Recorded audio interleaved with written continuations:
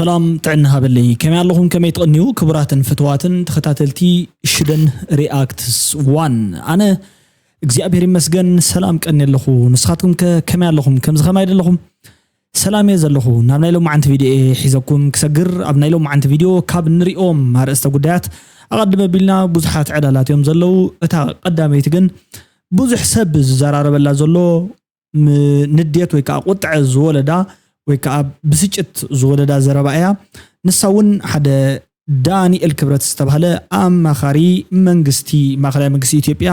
ካብ ዝተዛረበ ዘረባ ተበጊስና ብዙሓት ሰባት ዝበልዎ ምዚ ብምትእስሳር ናይሎም ማዓንቲ ዕላልን ርእሰ ጉዳይና ኣለና ማለት እዩ ኣተኩር ቢልና ንዛረበሉ ጉዳይ ዝኸውን ሓደሽቲ ኮይንኩም ነዚ ቻናል እዚ ሰብስክራይብ ብምግባር ኣባላት ኩኑ ነባራት እንድሕር ኮይንኩም ድማ እቲ ዝተለመደ ርኢቶታትኩም እንዳጽሐፍኩም ላይ ክትከዱ ብኽብሪኤ ዝዕድመኩም ማለት እዩ ኣነ ደላይ ፍትሒኤ እዚ ሰልጠነ ዝብልዎ ሰብ ከመይ ዝበለ ነውራሚዩ ከምዚ ዝበለ ጸለመ ኣብ ልዕሊ ዓለም ቦሻዕ ዝተዛረቦ ወንጀል ከቢድ እዩ እቲ ደጋፊ ኢሳያስ ኹን ዓለም ቦሻዕን ክፋቆርን ክዋሰቡን መሰሎም እንዲዩ ሰልጠነ እንታይ ይምልከቶ ሰልጠነ ዓሻ ኣደብ ኣይገብርን ደንቆሮ ዒባ ናይ ናይጀርያ እንተተመርዓዋ ናብ ናይጀርያ እንተተመርዓዋ ኡይ ናብ ደጋፊ ግደፍ ተተመርዓዋ ኡይ ኩሉ ወዮ መከራ እዩ ይብለሎ ቀላቲ ተወልደ መድህን ዝሃበን ርኢቶ ማለት እዩ ሕጂ ተመሳሳሊ ርኢቶ ማለት ቁጥዕ ዝወለዶ ጉዳይ እዩ ኤኒዌይስ እንታይ ንኽብል ደልዩ መሲልኒ ሰልጠነ ዝዛረቦ ዘሎ ንዓይ ዝመሰለን ጉዳይ የቕልለ ቢለ ዝመሰለን እውን ዘይኮነ ተሓቂ ዓለም ቦሻዕ ምስ ሓደ ደጋፊ ሰለስተ ረኸበት ወይ ከዓ ዓለም ቦሻዕ ምን ምዃና ብዙሕ የገድሶን እንታይ ዳ እቲ ደጋፊ ግደፍ ዝበሃል ቃል ከም ዘለዎ ምስኡ ምዝራባ ምስኡ ናይ ፍቅሪ ቃል ምዕላላ እዩ ኣናዲድዎ ዘሎ ኦፍ ኮርስ ኸውን ይኽእል እዩ ከናደ ይኽእል እዩ ምክንያቱ ንሱ ተቃዋሚ እዩ ወይ ከዓ ደገፍቲ ግደፍ ይጸሊ እዩ ንሕና ግን ሓሳባት ክንጸልእ ዘይኮነ ዘለና ውልቀ ሰባት ክንጸልእ ዘይኮነ ዘለና ሓሳባት ክንወቅስን መርትዖ ክነቕርብን ጥራሕ እዩ ክፍቀደና ዝግባእ እዚ እንተዘይ ኮይኑ ኣካይዳና ትክክል ኣይኮነን ማለት እዩ ማለት ሓደ ውልቀ ሰብ ርኢና ይንቃለስን ንሓደ ውልቀ ሰብ ሞይቱ ኢልና ይንመውትን ምስ ሓደ ውልቀ ሰብ ተወሊዱ ኣይንውለድን ህይወትና ኢንዲፔንደንት እዩ ምስ ውልቀ ሰብ ናይ ሓበራዊ ርክባትን ረባሓታትን እዮም ሓባር ዘራኽቡና ማለት እዩ እቲ ሶሻል ታይ ወይ ከዓ ምትእስሳር እዩ ኣተኣሳሲሩና ዝርከብ ከም ርቡዕ ዓይን ዓራት ብሓደ ክንነብር ዝገብረና ዘሎ ካብ ካልኦት ሰባት ንደልዮን ንኻልኦት ሰባት እነበርክቶ ረባሓን እዩ ከምዚ ገይረ ተኣሳሲሩና ዘሎ እዚ እንተኾይኑ ድማ ደጋፋይ ተቃዋማይ ኣይኮነን ማተር ዝገብር ደጋፋይ ተቃዋማይ ማለት ነቲ ሓሳብ እምበር ሰብነቶም ክውለዱ ከለው እንዳደገፉ ክውለዱ ከለው እንዳተቃወሙ ከም ዘይኮነ ክንፈልጥ ክንከለለና መልስ ክንምለስ ከለና እውን ኪንዮ ውልቃው ጽልእን ርኢቶን ክኸውን ኣለዎ ዝብል ርኢቶ እዩ ዘለና ማለት እዩ በጣም ፈቲኹም ከም ትኾኑ ስርግፀኛ እየ ሓቀይዶ ኩሉ ሰብ ከምዚ ዓይነት ቃል ይፈት እዩ ናብ ናይሎም ማዓንቲ ቪድዮ ናፍቶም ዝገርሙ ትሕዝቶታት ኢና ክንሰግር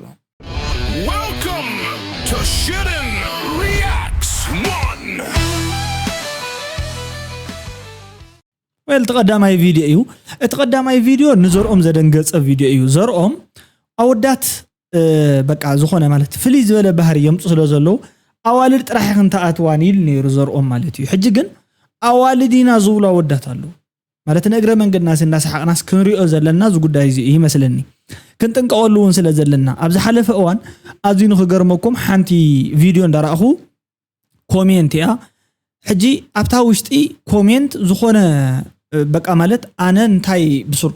ንሳትኩም ስትድንግጹ ወዱ ኮይኑስ ከምዚ ይደልየ ዝኾነ ነገር ይተዛሪቡ ማለት እዩ ኣነኻ ታይ ዝብል ዘሎ ኢለ ንዕኡ ክሊክ ገይረ ኣትየ እቲ ዝኣቶ እቲ ጽሓፈሉ ኮሜንት ጽሓፈሉ ሰብን ከም ዓይነት ድልየት ዘለዎን ከም ዓይነት ወግዕታት ዘወግአፍቲ ናይ ወፃእ ዓለምን እዩ እቲ ሓውና ጽሓፋይ እውን ከም ዓይነት ርኢቶ ጽሒፉ ዘሎ ወዲ ማለት እዩ ተመሳሳሊ ዓይነት ድልየት ዘለዎ እዩ እንታይ ንምንታይ እዮም ከምዚ ዓይነት ነገራት ብቀለልቲ ዝመስሉ ነገራት ኣብ ርእስና ክስኩዑ ተደልዮም እንድሕር ዳኢልኩም መልስ ኣለዎ እንዲ ግን ሓደ ግዜ ከዓ ቀልዲ ዝመስል ቁም ነገር ኣለዎ ንዘርኦም ከዓ ቆጥዒዎ ከምዚ ዓይነት ነገር ማለት እዩ እዚ ዝሓውና ብናይ ኮሜዲ ገይሩ ክገልጾ እዩ ሰላማት ዘርኦም ዳሓንዲኻ ከመይ ኢልካ ኣይሰማዕካኒ እንዲኻ ብርክ ዘርኢ ዓንቲ ወይ ኮ ደቂ ኣንስትዮ ተዋጥራ እኳ ኢለ ኣይሰማዕካኒ እንዲኻ ኣነስ ናይ ክልቲኡ ኣለኒ ወዳሓን ብርክተ ተበታኽ Good evening, ladies and gentlemen. This is the RTV headquarters, and this is this evening's news. Actor, comedian, and host Jonas Visayt has been found at his home drunk and asleep. When asked why was he drunk and asleep, he said, "I don't know." I felt any look. Actress Suzanne Tekhle has divorced her husband Sadat Ahmed because he has no money. And when we reached Sadat Ahmed for some comment, he said, "Dillaya tugbar, dillaya tugbar, good day, Good day, Actor Thomas Yamane Abera admitted his hair is fake and has been using human hair for 17 years.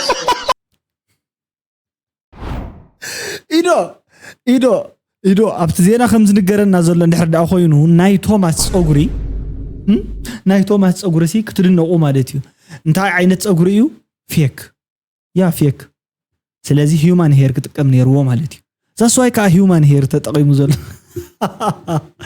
ኣይ ኮሚክ ኮውን ማለት ኮሜዲያን ስለ ዝኾነ እዚ ሓውና ብዙሕ ክእለታት ካብ ዘለዎም ሰባት ኢለም ቅለ ብዙሓት ክእለታት ይረ ኣለኹ ክብረት ኣዝዩ ንፉዕ ብጣዕሚ ዝገርም እንታይ ዝበሃል ማለት እዩ ኣነ ንስኺ ኣበይ ከይንጣለም ሻውለይ ክልኺ ወስኸላኻ ግን ኣበይ ከይንጣለም ጅብሩኸይ ክልኺ እዚአን ብጣዕሚ ኢምፖርታንት ዝኾና ወግዕታት እየን ባይ ዘ ወይ ግን ሓያል ደራፊ ምዃኑ ኣብ ዝሓለፈ ሰሙን ካብ ዝሰማዕኹ ገለ ነገር ርኢ ኣለኹ እዚ ሓውና ከዓ ብተመሳሳሊ ማለት እዩ እዚ ኣቡ ስነ ጥበባዊ እዮም ሓቀይ ወለዱ ስነ ጥበባውያን እዮም ኣብ ይዋስኡ ማለት እዩ ዓበይቲ ፊልምታት ዝሰርሑ እዚውን ከም ብተመሳሳሊ ራዛ ናይ ኣቡ ሓዛ ዝበሃል እዚ እዩ ንዓይኩም እትብሉ ንስኢልኩም ራዛ ናይ ኣቡ ሓዛ ገለ እዚ እዩ ሒዝዋ ዘሎ ማለት እዩ ሌትስ ጎ ኤርትራ ሚል ስያሜ حراي أبزي إنه بزحت سبات تقطعهم بزحت سبات كأز زي تصبي وقال كزاروهم جيروهم زلوا نقول يسبس ورا حلفت أجرلو أنت أيو تقول داي مالتا نسخاتكم ممكن تسمعوس بتعم اللي تحضيركم كوني خالي أنا وأنت جري معي السبب أي تاريخ فلترو كسب زبل وقطع على عدك زكوا مالت حلف قالات سب كزارو تسوي تجبرني خا تقالات أنت أيو المسيلكم بزعبة حلوات مسرتان هجر إرترا زاربو جود دايو اسكب بخيمة أيو تزبلو زلوا نرأيهم يواهون بسلام كون أبرم من رالشل إرترا متبالا أجر ندت نور سيبالر لمدي سوي تفتروا إثيوبيا بحربر ندت تاجين ينو يتفتروا سلزي إثيوبيا بحربر ستاجين إرترا هنا شبت مكنياتي فرسا من نشأ مكنيو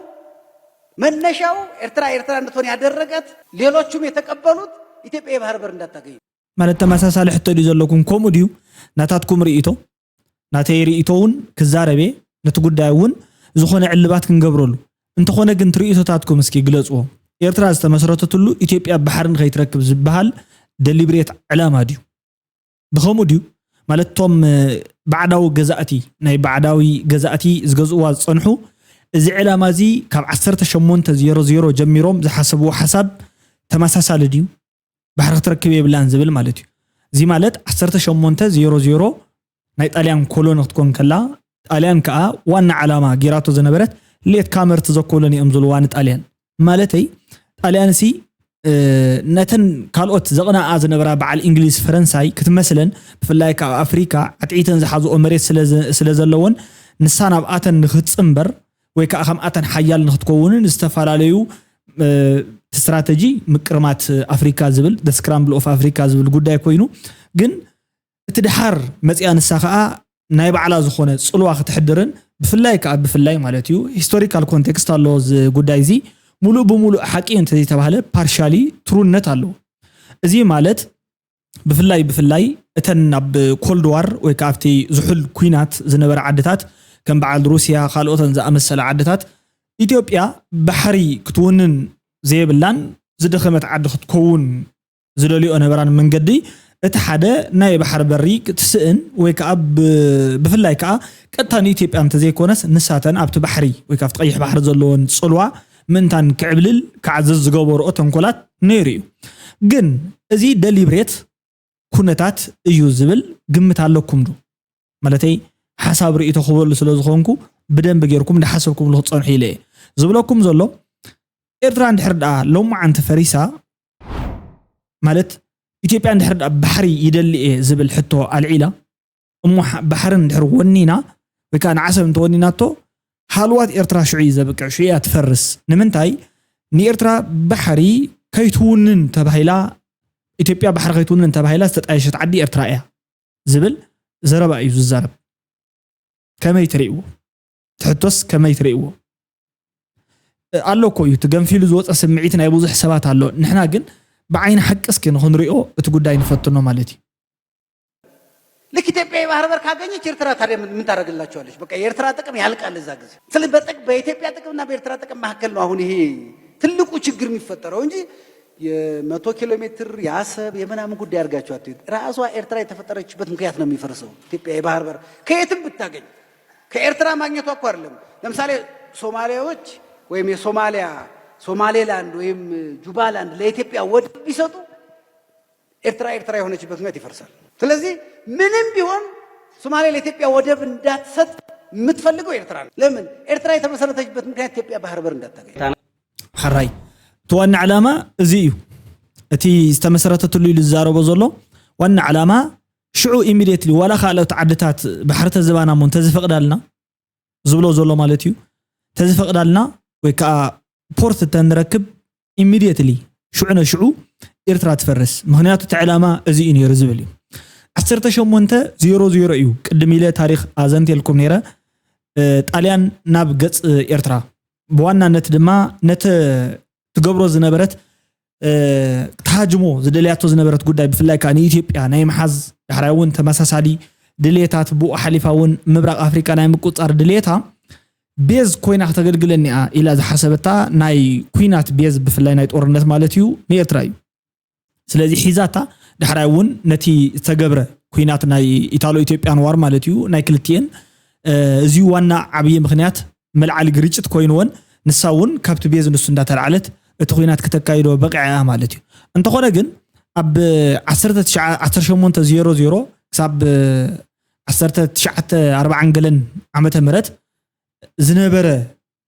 ስክራምብል ኦፍ አፍሪካ ዝበሃል 19 ዝመጽ ሓሳብ እዩ 1980 ማለት እዩ ክሳብ 1990 ዝመጽ ሓሳብ እዩ ካብ 80 ጀሚሩ ስለዚ ድሕሪ ሓደ ክፍለ ዘመን ወይ ከዓ ሓደ ሴንቹሪ ዝመጽ ጉዳይ እቲ ናይ መጀመርያ ዝነበረ ሓሳብ ነዚ ደሊኡ ሞጽኢልካ ምግምጋም ዝካል ኣይኮነን በትሽዕ ዝነበሮም ካዲ ድሌታት ይነሩ ማለት እዩ ድሕሪ ዝተወሰነ እዋን 1941 ጀሚሩ ክሳብ ቀጺሉ ዘሎ 50ታት ድማ ማለት እዩ ኣብ ትሕቲ ባዕዳዊ መግዛእቲ እንግሊዝ እዩ ወዲቃ ማለት እዩ እንግሊዝ እውን ነቲ ውዕለታ ገይረ ዝበለ በዚ መጽኢ ዝነበረ ሓደ ሰብኣይ ተዋሂባቶ በኮንፌደሬሽን ምስ ኢትዮጵያ ጸኒሓ ዳሕራይ ግን እቲ ጉዳይ ዘባላሾ ሰብኣይ ሃይለ ስላሴ ዝበሃል ንጉስ እዩ ሃይለ ስላሴ ዝበሃል ንጉስ ካብ አሲሚሌሽን ዝበሃል ስራሕ አሲሚሌሽን ማለት ንዓቶም ነቶም ህዝብታት አጥፊኤ ምስ ኢትዮጵያ ሓንታ አከላይ ምግባር ስራሕ ሰርሕ ዝበሎ እዩ ንሱውን ቁጥዕ ዝፈጥር ኣብ ደቂ ሰባት መነባብሮ ኣዝዩ ከቢድ ዝበሃል ናይ ባህል ምስዋር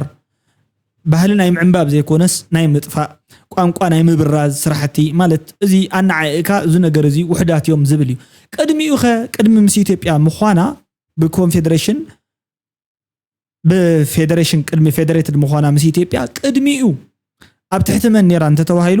ሎካል ዝኾኑ ኪንግደማት እዮም ዝገዝኡዋ ነይሮም ካብዚን መጽኦም ዝበሃሉ ጥራሕ ዘይኮንስ ሎካል ዝኾኑ በአውሩ ድማ ኦቶማን ታርኪሽ ዝበሃሉ ማለት እዩ ቶም ናይ ቱርኪ ዝነበሩ ሰራዊታት ሽዑ ኤክስፓንሽን ስለ ዝነበረ በዓል ባዛንታይን ኢምፓየር የለገለ ወዘተ ገለመሊኦም ዝበሃሉ እንዳሰዓሮም ዝመጸ ባይዘወይት ኦቶማን ዝበሃል ሓይል እዩ ንሱ ከዓ በዋናነት ዝቋጸሮን ዝዓብለሎን ካልኦት ሰባት ዝተፈላልዩ ድሌት ዝሕድሩሉ ኮስታል ኤሪያ ስለ ዝኾነ ገማግም ባሕሪ ዝነበረት ዓዲያ እቲ ጉዳይ ዘባላሽዎ ሃፀይ ሃይለስላሴ እዩ ማለት እዩ ሃፀይ ሃይለስላሴ ብምንታይ ኣባላሽዎ ብሓይሊ ክዕምፀክ ገለገለ ምስ በለ ስለዚ 1991 ዓመተ ምህረት ከም ዝኸደት ተገይሩ ወይ ከዓ ኣብ 93 ዝነበረ ናይ ሪፈረንደም ዋዕላ ወይ ከዓ ኣኼባ ንኤርትራ ንኽትወፅእ ዕድል ዝኸፈተ መሲልዎም ዝዛረቡ ሰባት ብዙሓት ሰባት ስለ ዝሰምዕ እዩ እዚ ኣይኮነን እቲ ዘይዕብለል ሓያል ዝተገብረ ቃልሲ ነፃነት ብጣዕሚ ኣዝዩ ዋጋ ዝተኸፈለሉ ስለ ዝነበረ ብፍላይ ከዓ ሕጂ ድሕሪ ዳኣም ናይ ዓለም ታሪኻት ገለ ተሪኢኹሞም እቲ ደባይ ተዋጋኢ ገለገለ ዝበሃል ጉዳይ ካብ ቪየትናም ብቅድሚት ተሰራዕ ተጋደልቲ ኤርትራ እዮም ማለት ስለዚ እዚ ጉዳይ እዚ ገይሮም ዘምጽዋ ዓዲ እያ ሕጂ ዘላቶ ኩነታት ከም ዘላቶ ኮይኑ እቲ ባሕር ዋንነት زملكت حجي بحقديا زي وصل بحقدي حقاو بزي كنا من قد وسيداتو حق تكتل نير واديو ناي كالينا حقي مسرع دي تكتل نير واقل زبلو قدايات كم زلو خوينوم زي اتفاكتيو مالتي اتفاكتنا بقول نزقمت ايكونن سلازي مبزحتهم سبات كم زي عين زربات الزربو نتي نا إرترا مسرتا عدنا راح يكونون نتي سبعي زرب زلو ناي تجراي زنبرة تاريخ ملو بملو كعنو كرأ خمزي يقولوا قالت بس ما أول من فسق لوس كبهال كم زلو نورو خمز خوانا كابتوم زارو زنور سبعة حاديو أنا حيزولني ولا حاجة خمزي عين الزرب أنت تزاريبو تاريخ ملو كتأفو خول اللوم زبليو حانت دسيتني رئيس بل أفتنا يكوينات تجراي كابزل علوم حسابات بتعام عزيز جرمني حانت دسيتني را حدا سب كساب استرف نتوم عدد في أمومي بالمالت انتهي أمت كم زخونة بتعامي بزحزن ملكو زي فلت سب مالتي قدم يلوزي مرحة هايمانوت بفلايكا تمرتنا هايمانوت ناي بحالي مسكالتشر تتحيزو تصحف صحف مالتيو فولكلورس قلملا زصحف زنبره نت محبرسب ببحالي زت أساسر زنبره سبي نيرو ببيت كريستيانون صبو تأمانت قلز نوريو دحرس توسد أوان كا كم توم ندحمو مزخدو نسو ندحمو مخيدو انه خمس عينت قالات يزارب الله زغرم ነገር ግን አይኮነን ዳንኤል ክብረት ተዛረቦ ሓደ አዝዩ ሓደገኛ ዝበሃል ዘረባሎ እቲ ዘረባ ንኤርትራ ዝምልከትዩ ከም ዝፍለጥ እዚ ዳንኤል ክብረት ዝበሃል ሰብ ኣብ ልዕሊ ተጋሩ ዓቢ ጄኖሳይድ ንኽፍጸም እቲ ናይ መሪሕነት ሚና ወይ ድማ እቲ ናይ ጽልኢት ቃላት ብምጉስጓስ ዝፍለጥ ሰብ እዩ ሕዚ ድማ እቲ ማርሹ ናብ ኤርትራ ገጽ አዘንቢሉ ኣብ ልዕሊ ኤርትራ ከበድቲ ዝበሃሉ ሓደገኛታት ዘረባታት ይዛረብሎ ብፍላይ ኣብ መንደር ትዊተር እቲ ዝተዛረቦ ቪድዮ ብሰፊሑ ይንቀሳቀሰሎ ንህልውና ኤርትራ ወይ ድማ ንሉዓላውነት ኤርትራ ኣብ ሓደጋ ዘእተወ ዘረባ እዩ ተዛሪቡ ዳርጋ ንኤርትራ መኽሓድ ማለት እዩ ብፍላይ ኤርትራ ድሕር ሕጂ ከም ሃገር ክትቁፀር ኣይትኽእልን ብፍላይ ድሕር ቀይሕ ባሕሪ ኤርትራ ሃገርና ምዃን ዕድላ ብጣዕሚ ጸቢብ እዩ ገለ ዝብሉ ዓበይቲ ማለት ንኤርትራውያን እውን ናብ ቁጥዓ ዘእተው ሓደገኛ ዘረባ ተዛሪብሎ እዚ ዘረባ እዚ ኣብ መንደር ቲክቶክን ኣብ መንደር ትዊተርን ብሰፊሑ ሰባት ይዘራረብሉ ኣለዉ ዲያቆን ክብረት ንተጋሩ ከመይ ዝኣመሰለ ጭካነ ጨኪኑ ስለዛ ኣብ ዝእዋን እዚ ከዓ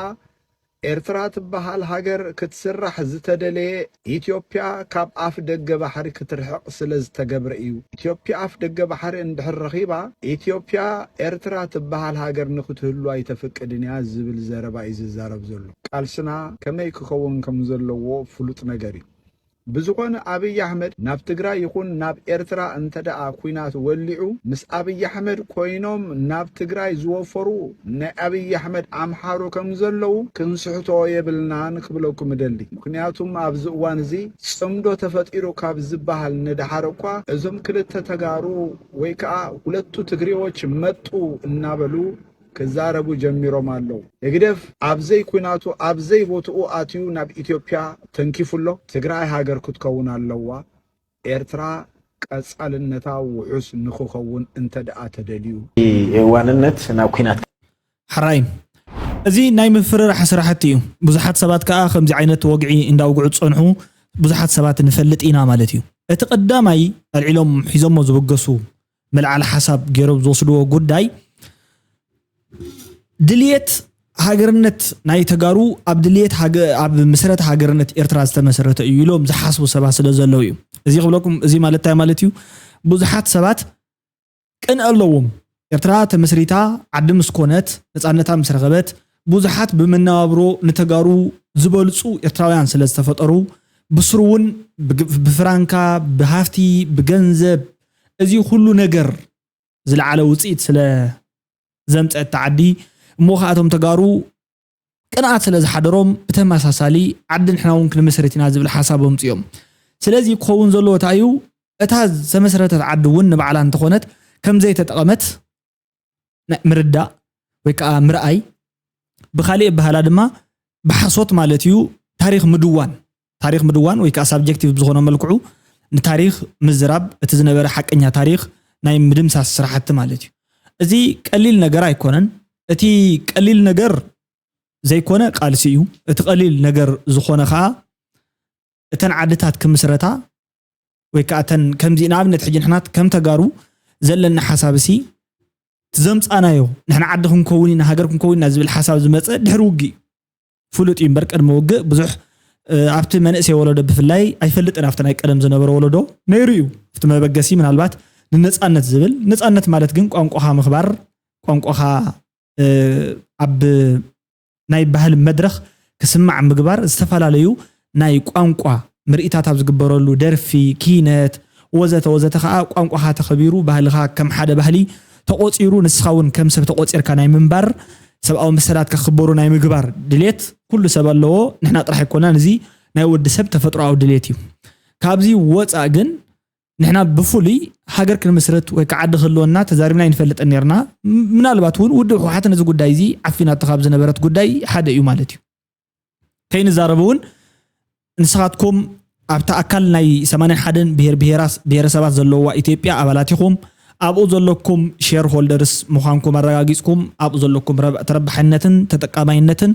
انت تمعبلون تتقولبتو يحيش كينيو زيجن ولا حنت نجر أدلا يكون زعينو تندات زربنا يصنحو أبتخينات جزيخا حدش حسب تبقيسو مالتيو بفلاي كا تبلع لنا زبصح سقاين قفعن نحنا عدغن مسرتينا ناي عالتنا هاجر كلو ناخلالو نابز بالحساب نبوز حساب انكلودينج تخلو مبزحتو درجات زبحال تقلاساي حيزو تبقس حسابي نيرو نسوون انتخونا بسلطانن تقمن زدلي سبات تچويو اب حصير اوان تخوليفو علم لمو زطفو اكايداون كنكتل جميرناس دروكوان غلغليو تصاميدنا تباهيلو نغلغليون مسكالي عدهم كوينا مس إرتران امنت تباهيلو نغلغلي دما هاجر كم زيبلنا نغلغلي يسب دما هاجر كنمسرت كم زلنا غلغليو مس إثيوبيا حنكون كم نخل بزحات حسابات شحن 100 حسابات موصيو نزي زبغسو نصور زيكونه ناي قال سعلاما أموداتون نتعاوتنا عفشلوا مالتي عاود كبهال كله مرتوعت انكارنا مخانو تريفو كبرت ويكار كوغنيشن كنركب زنبرنا ندحر تمليسنا مالتيو بلمعتون عنينا بخبرتون عنينا زيرو لنا سلازي ازي وليدوم نتوم حزبتات نتوم ناي تግራይ هاجرنت زبحال تنا إرترا هاجرنت مسراتو قديمو ازي سلازرايوم تمسري سلازبحال يو حدا سبات كمزي عينت حساب اللوميو ينصبارق يوم حساب زيجن كابزي مصين مبال زاكلي اسكي اب إرترا زعبيه تግራዋ ያለው حقነት مسكرነቱ خገልጾ خلوني إرتراوي نمولو تحستو اب تارجت ميديا اب إرترا زعبيه تግራዋي اب إرترا عبيو كساب حجي دحري 6 ورح قال انت تقميطو سي اي دون نو واي ازيس تግራዋያ ግና اب إرترا زعبيه ተባሂሉ ንምንታ ይተፈልዩ ማለት ተቃሊሱ ዶ ከም ሰቡ ታሲራ ሁሉ ይግባእ ነይሩ ود عدي يخون زقبا زعابين دحر كوينو لعلي شديش تور حب تقراي دحر موت يزخونه سب مالتي بزتفلي مخنيات انا بزتفلي مخنياتي تحزل انت زيلو نبارنتو ندرغاغص بزخولو قصري نفط محبر ايكونومي سلا زاتو ابالي زخون ناي تعدمبر ارتراوي اب ارترا زعابي تقراوي ده ذا مينينغ تقراي زعابي ارتراوي اب تيبيا زعابي ارتراوي هاي مالتي ترجمو ابزي توليدو ابزي قال نيرو موداتو ولدو ابزين دحر دانيروم ويكا ولدو انت نيروم او انت تقاليسو انت غيروس نمنتا ايتغراوي زبل كساب دحر موداتا غديفكم سلازي طعنا زي يبلو غداي علي ابز غداي حقيدو يناددوني خفلط الله وبايزوي كمرح زخدلو خنتاتون الله بحيلي احنا 130 مليوننا سم 3 مليون سلازي ولا بحيلي خنقواصورو خلينا زبلونا تاتون يلعلو يوم سم كخمي خطريم ناي زبزح معاس كوين زون انا وحلو دور يدبلو ناي زبزح معاس كوين 30 مليون يكون 100 مليون يكون تردي كاري منم دمصو ነገር የለን በኃይል እንኳ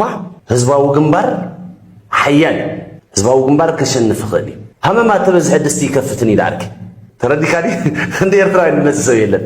ወላ ሚሊዮናት ደይኮኑ ምሕና እናንፈልጦም ኤርትራውያን እሶም ካን አና ፈልጡላ እና ኤርትራውያን እንካራታት ብዙ በወገን ጸላይ ባህርና ድባል هم ድባል አይሐሰብን ይብስሩ ባህርና ይመንያ ና ኤርትራውያን سرق يحلموا بحيل دبها النجر بعسلة تمتينات لهم عسلة رأسي إرترا ولو أبي إرترا دولو رأسي خالي سلازة زي محرت يورد لهم نتمس على يزول بعد كان أي يقولون يقول لك إليه أجي بعيني كردي نهز بتجراي ده حق جزء ده حالته زوم برجينا حمري بعيني كردي كده أمدو كاب ملحسي بتجوار صرح له صليم ريت أمدو مستهزبي زين ورمسي نحن لا تعرفنا بصرح له صليم رديوني أجي حدا كساد ذهبس بينا يحلنا إنه زم سواد يأتم كتركم I don't know تردهم ما نتس ببحث مراقب كأتوا إن هزب تقرأي ردي تبعي تبعيلون يوم جينا زي أبيدا زي وياه رديت نتوما لتعسرت عدتات عدل تشمي زانا كاب كله مخدع زالان بسان إيروب انت مزابيلهم أبكت مع عدقات نزر كابو جنات كمؤون سرحتنيات وسر عدقات تحكمتي إتو هوسبيتالن 3 مليون بر حجزوب نتحجز زركب مكايد سرحت كال جبار سناي مول هاي سلاسي إرتراين دياسبورا زلأخو حجز كتسجمو جنات يعدل كنزلون نتحجز جبار قدسات فتوت تجرا إرتراينن أمسكينو ريل زي كريدت هابو وربيتاتين كريدت هابو ميكو زجبروت ما يترسون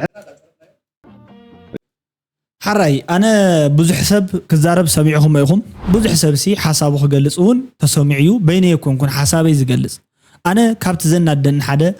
المت برجيت محمد وزبها الجداي بقولك إيون كنا ردي جبانيو نابنت أنا نحدا سب وعلته وعيللو سناي تكبر غيرلو كسام ود أتابقون تسلي فتنحي أبتسجمو تتأجيمه أبتحقوسو تحقيسه مصنعه عم ود أتامسيو زخانة سب نو أيفلت كاني انتيلني كابدي زغفق نجار يلن كحلتكو حماقيو نلبس رسيري يبلع زي حسب كياز حسبت الماتيو برجين حمدو تتقليمي of course تتقليمو يوم انتي كونس اتي بعلامة استقبره حاجز يكون بزي علامة استقبره حاجز علامة زي ولا حاجز اي نبرن اتي بعلامة استقبره حاجز علامة خمزي نبرو حاسوت كم زخونة مجربار كم زخونة بفلاي كأن بوليتيكا وعلامة تقمن ربحان طب هاي الخمس تجابرة تجيرو تناي حزب موسع سرح تناي زت أمية معنقال سرح كم نورو تقوتيري إزي نعنا نبحدا حمق نجري زوسدنا تاي مالتيو أبقى طال أوان الله يسكيه اللونا تأمنت خين خون dependable خين خون كالو السبات قبل علينا إمنت كيه اللوم تتأرتأرت نخون مالتيو ترتأرخ أفرحي زولد مسانا زلو أكلات بمولهم أبتحتي حقوفنا زنبرو نعنا زمسلو أكلات حواتنا باستفل عليه من قدتات مالتيو جزياوي بوليتيكا وربحي أزول أنا تصمدو بولك أي مالتيو نعون نركب كنبل نتزنا برا نفسنا عند أخدنا تحزي أقريف هالسؤال تمعدو زبهال توم زحزنا يم دابتنا توم سؤالات ندا معدنا ببزخدنا يا قصري حجون قطنا كمزي نابلنا تقم ببزموت أو قداي بوليتيكا وربحان نركب كنبل ناب كمزي عينت زي تدلي زربان زارو سباتن من مساعتهم كوينا نجبنا سيلنا بعلم لمو ندقف وزبهال أنا ونكم حسابي باللين أنت خونا جن برجينا حمدو زر الساعة كونن بدفوا مو نحنا أتي بأنت أروم تصلف زنبرة معبل ولا كلهم مالتي نبرجينا حمدو كوازيت أقوموا ومنتهم زيت أقوموا ومنتهم زحجزوا سي نعناس انت هيك قبروا لنا لهم بستزاروا بسبات سامع اللغان حقي مسمن كم توعل نجرني سبايك انت عايز بحالك نجرك سرحاخ نجرك زبهال مش لو علوها نجرك زبهال نحنا انتهي مخواننا كو كاب تقدموا زترأي زانتا إنا نجمت زي فتيمو كون زي نورو حماق صراح الصراحنا بوزحات سبات هالو أنا نبعليون حاويسان تحرد أخم جعين سرح سريحي يكرتها حتى اللي زقبان نقول دايو صباح حجازي بلك تعرف أنا عدل كم ولك أسبون بزحات عروض تخلوني أزدلي كم عدون كم ود عدي كم أبال نيتعديس كم حدا سبدما بزحات نتعديس فتوى سبات كلون أبركتهم زجور سبات نتلي كا فتوى مني دليت زلنا مالتي إذا خمسة عينة قديات أقدمنا خن حاسبولن كنت أنقلون زقب بايو بفلايكا التحازة ناي برجين حمدو فلاي دليت فتحي مالتيو زوم تقلال برجين حمدو أبالي خنا يخم زي قدس دليت فتح زي يكونون تقرأ يتقفل اللي يموت لهم خموت يقولون عناد مسألة زي لهم سمعت اتحك إني أزخونت ماننتهم التحساسي واتهم ولا دقفت قدف كوينه مو حق زون اليوم ريكوجنيشن كو هو ميزقبا مالتيو سحتت كنقبر يبلان يا سرح منك اجي كبعل افع طفاك كريدت مهاب كيترسو نابنت بقلت كوان كوان نغرك انا هز مسوات خفلت حدا تسفى لنا እቲ ተስፋ እዚ መስዋዕት ክንከፍለሉ ዝግባእ እንድሕርዳእ ኮይኑ ንመስዋዕት እንተኮይኑ مسوء زي ترفع قد على مسوءات زي بلو قداي كون كرالو نسخة اتتسفان تأيو تسفان تحد ناس نجوم رزقون يكون بحقي رأي زي بلو نجار عين قبر مش تبايل كن سوء تقوين أنا أبنت أنا يزبل سوء تقوين أنا حد نجار كمس يزبل مالت بقول لي سوء لا يسوء أن يزبل بس مسرات حجر تجري موداتو تردن دلها كم زعنا نصورنا تيلين مالتي ናይ ትግራይ ቁጠባዊ ዕብየት ናይ ትግራይ ሴኩሪቲ زحيل ግን እቲ ሕጂ ዝተወለደ ቁጥዕ ብድሕሪኡ ዝመፀ ነዲሩ ዘሎ ጭርሖታት እቲ ሕጂ መፂ ዘሎ ህዝባዊ ሰላማዊ ሰልፊ እቲ ሕጂ ዘሎ ናይ ተጋደልቲ ዓመፅ ወይ ከዓ ዝኾነ ምንዳድ በስጨውጨው ምባል ካብ ምንታይ ዝተበገሰ ድዩ ስለ ዝተጠለመት ጉዳይ እዚ ኮይ ንስኻትኩም ትቃለሱ ዘለኹም ድሕረ ደጊም ዓዲ ክትህልወኩም ዓዲ ክትውንኑ ኢኹም ዝብል ነይሩ መርዓሲ ትረፍክን ዓዲ ሕግያ ተዓድስ ከም ዘለዋ ድሓን ኣብቲ ዘላቶ ኩነታት ስተት ታሉ ብዘይ የገድስ እንተኾነ ግን ንወሃብ ፀባዶ ይኽልእዎ ማይ ፀባ ዝበሃለሉ ማይ ፀባሲ ንወሃብ ፀባ ከመይ ጌርካ ትኽልኦ ዝበሃል ማለት እዩ እቲ ማዩ ንባዕሉ እንተይተረፈ ነቲ መንእሰይ ንኽስደድ ስራሕ ኣልቦ ንክኸውን ሕሙም ንክኸውን ኣብ ውሽጢ ሓፂን ተሸኪሙ ንኽዘውር 4000 ደሞዝ ተደሊሉ ንኽነብር ስራሕ ኣልቦ ኮይኑ መወዳእቱ ዕልምሉም ንኽተርፍ ከም ዝተቃለሰ ምሲልካ ምርኣይን ኣብ መወዳእቱ ተስፋ ቆረፅ ንክኸውን ነተዓድውን ይልሉ ገዲፉ ኣኸይድ ታይዳ ዘይር በሓላ እንተኮይነ ምእንታን ክብልን ዝገብር እኮ ትናይ ሕጂ ዘሎ መራርሓ እዩ ብፍላይ ከዓ ተፍቲ እዋን ቃልሲ ሕጅስ ናይ ዚኣያ ስንና ነኺስና ንወፅ ኣለና ኢና እንተወፂናያስ ንገብሮስ ሽዑስ ጠይቁና ሕቶትና ዝብል ዝነበረ ማለት እዩ እዚ ዳ ይኮነኒ ተሓቀንስ እዩ ሓቀይዶ ናይ ትግራይ ዝመፀቶ ክሻብ እዚ ኩነታት ሪኡ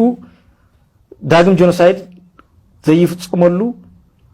ፖለቲካዊ ቁመና ክህልዋ ኣሰላልፋ ክህልዋ እየ ዝደሊ ርድ እንደለኹ ነዚኦ መስዋዕት ትኸፍል ዝኽእል ኣነ ተዘይ ኮይኑ ንዲሞክራሲያዊ ማዕርነት ንወያናይ ዲሞክራሲ ናይ ብሔር ብሔረሰብ ማዕርነት ተይልክኒ ኣነ ይሰምዕን ዛት ኢዝ ንፁርነት ገለ ማለት ካይ ትርጉም የብሉን ሶዚ ክምልስ ኣለዎ ቲፒኤልኤፍ ለለና ዓቕሚ ካብ ገዛ ሓራይ እዚ በኣንጻሩ እዩ ካሊእ ሕራነ እዩ ዘለዎ ማለት እዩ እዚ ከዓ ዓደ ይሰኣንኩን ዓዲ ሲኢነ ይኮንኩን ዝቃለስ ዘለኹ ዓድን ዓዳ ካብ ኢትዮጵያ ተሰፍሕ ዓዲ የላን ሃገር እንዲ ዓባይ እንዲ ኢትዮጵያ ንብዙሕ ናይ ኢኮኖሚ ዳይቨርሲቲ ንብዙሕ ማሕበረሰብ ናይ ምንባር ካብ ድሌትካ ተንቀሳቒስካ ንኽትሰርሕ ዝዓበየት ዓዲ እኮ እያ ዓዲ ኣነ ዘቃልሰኒ ዘሎ ንሓደ ስርዓት ንስርዓት ኢና ንቃለስ ዘለና ተጋሩ ሕጂ ንስርዓት ኢና ንቃለስ ዘለና እቲ ስርዓት ንሕርዳ ንቃለስ ዘለና ኮይና ከምቲ ንሳቶም ተቃለስዎ ሕጂ እውን ክንቃለሶ እዩ ዝግባእ እንተኾነ ግን ናይ ዘሎ ሓሳብ በጉኢሉ ኦቨርናይት ሒዝን ዓዲ ክምስርት እየ ዝበለን ዝኾነ ይኹን ኣካል ድሕሪ ዝተወሰነ እዋን ኣብ ሕቑፊ ኣትዩ ከም ዘይወቕጠኒ መረጋገፂ የብለይን እኳ ደኣስ ሽዑ ኣፀቢቐ ክምችወሉ እየ ስለዚ ኣነ ከዓ ኣይደልን እየ እንተይለስ ናተይ ከባቢ ሒዘ ክጠፍእ እየ ዝዓይነቱ ሓሳብ ድማ በዚሎ ማለት እዩ ናትኩም ሕቶታ እዩ ከመይ ትርእይዎ ተሓሳብ ኮዚ እቲ ቪድዮ ትመርትዑ እዚ ኢና ንጀምር ካብ ከባቢና ንጀምር ኢና ንብለና ንሕና ትግራይ ንምክፋል ትግራይ ንምግንፃል ይኾን ገንፀልትን ነው ለምሳሌ ከዚ ትፈልጦ ኣለካ ትልቀም ቃል ሃገረ ትግራይ ዶ ዛዕዶ ገለዶ ባህል እዩ ወዘን ሕና እዚ ንድግፈ ረዲካሪ አልዒሉ ምንም ማንም አልዒሉ አንሕና ሃገር ችግር የለን ወለድና ሃገር መስሮቱ ኢትዮጵያ ትባል ሃገር መስሪቶም ለጽፍዎ ወለድና ተረድካዲ ናይና ችግር ስርዓት ወግድና الحሸ ስርዓት ክንተክል ኢና ተወዲና ረዲካ ነጋሶ ለምሳሌ ሓደ ተልዓሉ አይ በቃ አና ሃገር ገብረካ እየይሉ ምስል حسب ክንስማዕና አይንኸል ዲኻ በድሞ احنا ለ ባዓልና ኽኢልና ምስ ኢትዮጵያና እንኮንና ኢና ሃገር መጨረሻ ተረዲካሪ አዝ ለምሳሌ ፕላን ቢ ዋላ ይኹን እንድሕር ሃገረ ትግራይ ልብል ሓይል እንድሕር ልስዕር መስሉ ተሰሚዕና አንሕና ለለ ህዝብና ወዲውና ህዝብና ተሓባቢርና ሓንቲ ክልልና ኢትዮጵያ ሰላማት ሓራይ ሰላማት ኢልና ጀመርና ፕሮግራም እዩ ድሓን ኩሉ ኢልና ንወድኦ ማለት እዩ እዚ ኣሰማዕኹማ ቪድዮ ብስሩ ኣይተኻለን እንተ ተባሂሉ ስክልል ኮይና ክንቅፅልና ንሳኢና ክንሰርሕ እዩ ናይ እዚ ማለት እዩ ማለት ኣነ ኩውነት ሃገረ ትግራይ ዕጩ ወፂሑ ሰዓቱ ወፂሑ ርግፀኝነቱ ተኣሚኑሉ ሕጅውን ዝበፅሕና ጉዳይ ተፀብፂቡ ዓዲ ክንከውን ይግበአና እንዲ ሓቀይ ተኾይኑ ዘይግበአና ማለት ዓዲ ክንከውን ኮን ንኽእሊና ስለዘይ ንኽእል ኣይኮናን ምስ ኢትዮጵያ ንቕፅል ስለ ንኽእል ድማ ዓዲ ክንምስርት ኢና ግዴታ ኢልና ይኮና ንኸይድ ካብቲ ዝኾናዮ ካብቲ ዝተገበርናዮ ካብቲ ዝገበርናዮ ካብቲ መራሕትና እውን ዝገበርዎ ካብቲ ዘለና ክፍፍል ጥቕሚ ካብቲ መጻኢ ክንረኽቦ ንኽእል ረብሓን ጉድኣትን ታረብሓ ጥራሕ እዩ ነገረካ ሰብ ሕጂ ማለት እዩ ታይ ይበሃል ነይሩ ኣብ ዝኾነ ሰብኣይሲ ታይ ግበር ኢልዎ ንሓደ ብዙሕ ክዳን ኣብ ሸቕሊ ነይሩ ብዙሕ ክዳን ገዚኡ መፂኡ ንዓዲ ቀሊል ምሳሌ እዚ ነግረኩም ዘለኹ ካበይ ምፂኻዮ ምስ በሎ መኪና ገጫትኒ ድሓር ካብ ሞት ምስ ተረፍኩ እቲ በዓል መኪና ዝሓሰኒ ክሓሳእዩ ክዳን ገዚኡሉ ምስ በሎ ሓደ ሰብኣይ በቃ ኣነ እውን ክግጮለኒ ኢሎ ኣብ ፅርግያ ተጎንቢሑ ማለት እዩ ድሓር ኣብዚኣ ዶ ክግጮ ኢልዎ ንእስበለት ሞተር ገዳይ እዚኣ ብዙሕ ገንዘብ ዝሓዘት ኣይኮነትን ኣብ ዓብዪ መኪና ኢኻ ክኾን ዘለዎ ተሰሓቢ ገለ ኢልዎ ሕጂ እሺ እምበኣር ኢሉ ዓብዪ መኪና ክመፅእ ከሎ ኢነትረ ምስ ፅዕነታ ማለት እዩ እታ መኪና ምእንታን ከይርአት ሹፌር ዳሕራይ ጎያ ኣትዩ ጨፍሊቃቶ ምስ ከደት ፍርቂ ጎኑ ተጨፍሊቁ ዳሕራይ ክመውት ዝተገይፁ ከምዚ ኢሉ ማለት እዩ ሕጂ ኣታ እንዳርከብካ ገንዘበ ሃብኒ ዘይትብሎ ተኾንካ ተገይፅ ካብዚ ኣርኪብካ ዲኻ ተስሕቕ ዘለኻ ተገይፅካ ተሪፍካ ኣርኪብካ ገንዘበ ሃብኒ ዘይትብሎ ኢልዎ ይበሃል እዚ ክግጮ ዝተዛረበ ሰብ ኣርኪብኩም ገንዘበ ሃብኒ በልዎ ከይብሉና እውን ሓሲብናሉ ሽግር ዝመፅእ ተኾይኑ ኣቐዲምና ብኣጋ ተማያይጥናሉ ተዛቲናሉ ከም ሕብረተሰብ ንሕና ብሓንቲ ሓሳብ ዘይኮውን ይኽእል ናይ ግድን ግን ኣብ መማረፂ ሓሳባት ርዒምና እንድሕር ዳውጊዕናሉ እምበር ተፈራሪሕና ተኸራሪና ሒዝናያ ዝተገንፀልና ዓዲ ሃገር ተኸራሪና ክንነብረላ ስለዘይንኽእል ተሓቅውን ከምኡ ስለዘይኮነ ተኸራሪና መወዳእታ ከምቶም ኣሕዋትና ኤርትራውያን ንሪኦም ዘለና ነቲ ዓዲ ገዲፎማ ዝኸዱ ጎይና ገዲፍናያ ክንሃድም ንኽእል ሓደ ውልቀ ሰብ ከም ድሌት ክገብራ ዝኽእል ዓዲ እውን ናይ ምስራት ድሌት ኣይኮነን ዘለና ማለት እዩ ሶ ዘለና ክውነት ሃገረ ትግራይ ክምስረት ዝኽእል ብተስፋ ብዘለዋ ምሁራዊ ኣተሓሳስባ ብዘለዋ ብዝበፅሓ ጉድኣት ተሰሊሑ ብትህቦ ጥቕሚ ነቲ ህዝባ ብዘለዋ ማለት እዩ እንድሕር ምስ ኢትዮጵያ ኮይና ጉድኣት እንድሕር ዳ ዝበፅሐና ኮይኑ ንበይንትና ኮይና ክንፍትኖ ብምባል ንብገሶ ኩነታት ስለ ዝኾነ ማለት እዩ ሓሲብካ ዝግበር ጉዳይ ይኸውን ዘለዎ ኦቨርናይት ክኸውን ኣይኮነን እቲ ጉዳይ ዝብል ርድኢትን ምክንያትን ኣለና ኣነ ብወገነይ ማለት እዩ ሰላም ቅነ ክትቅኒኤ ተስፋ ዝገብር ንኩልኩም ርእቶ ትህቡኒ ብምሉእ ሓሳብ ንትገልፁ ብምሉእኩም ከዓ የቐኒለይ ክብረት ይሃበለይ ክብለኩም እየ ዝደሊ ለዋም ቅነ ክኾነልኩም ከዓ ዝምነ ማለት እዩ ብጣዕሚ የቐኒለይ ክብረት ይሃበለይ ድሕና ቀኒውታ ጉድ ላይት ድሕና ሕደርታ ሓዋተይ ማለት እዩ